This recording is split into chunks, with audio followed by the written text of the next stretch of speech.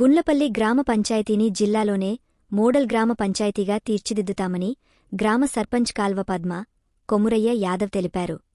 ఉప సర్పంచ్ వంగల లక్ష్మారెడ్డితో కలిసి గ్రామ ప్రజలు భారీ మెజార్టీతో గెలిపించినందుకు ప్రజలకు ధన్యవాదాలు తెలిపారు. గ్రామంలో ఉన్న సమస్యలను దశలవారీగా పరిష్కరిస్తామని అన్నారు.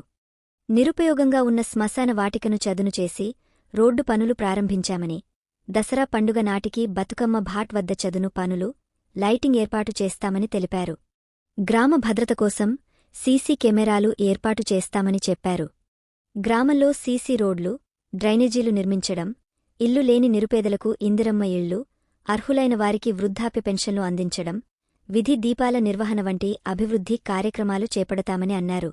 ప్రజల సహకారంతో ఇచ్చిన హామీలను పూర్తిస్థాయిలో అమలు చేస్తామని తెలిపారు. ఈ కార్యక్రమంలో వార్డు సభ్యులు, గ్రామ ప్రజలు పాల్గొన్నారు.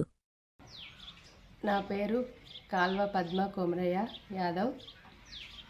నన్ను గుండ్లపల్లి సర్పంచిగా గెలిపించిన గ్రామ ప్రజలందరికీ నా నమస్సుమాంజలి తెలుపుతూ, గ్రామంలోని సమస్యలు ఏవి ఉన్నా వీధి లైట్స్ కానీ, ఇందిరమ్మ ఇల్లు, అర్హులైన వారికి ఇందిరమ్మ ఇల్లు, డ్రైనేజీలు, పింఛన్లు,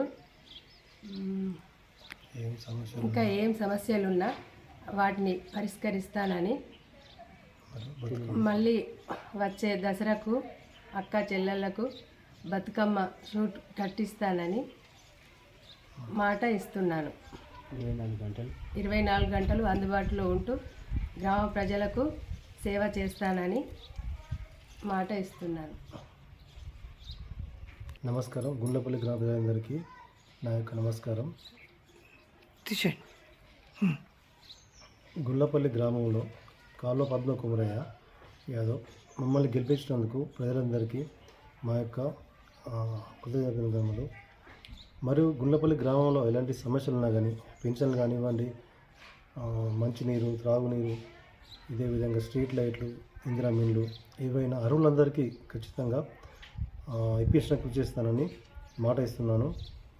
ఇందాక సర్పంచ్గా చెప్పినట్టుగా బతుకమ్మకు సంబంధించి బతుకమ్మ అది గద్దె మన దేవుని చెరువు ఇక్కడ నిర్మించి ఇస్తాము ఈ వచ్చే దసరా వరకని, బతుకమ్మ పండుగ వరకని తెలియజేస్తున్నాము. మరొకసారి గ్రామ ప్రజలందరికీ నా యొక్క నమస్సుమాంజలు.